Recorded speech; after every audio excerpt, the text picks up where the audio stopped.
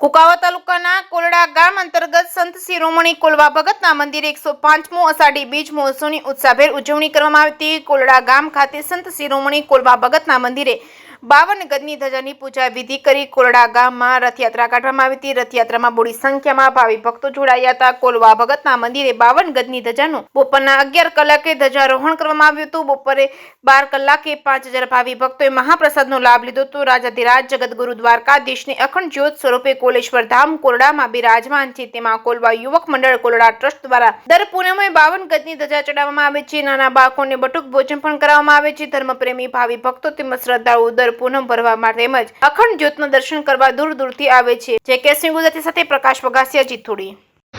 જય કોલવા ભગત।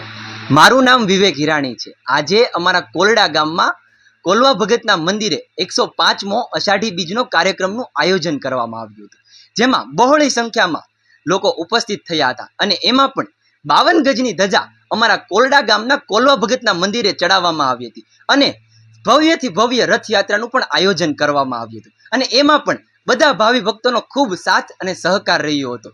અને જો અમારા કોલડા ગામની વાત કરીએ તો જ્યાં શબ્દ શોધીએ ને ત્યાં સંહિતા નીકળે છે, જ્યાં શબ્દ શોધીએ ત્યાં સંહિતા નીકળે છે, કૂવો ખોદીએ ત્યાં સરિતા નીકળે છે। હજુ ક્યાંક ક્યાંક ધબકે છે લક્ષ્મણની રેખા, રાવણ જેવાય અહીં બીતા બીતા નીકળે છે।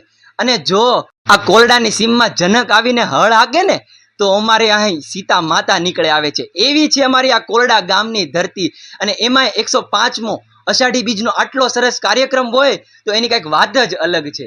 જય કોલવા ભગત।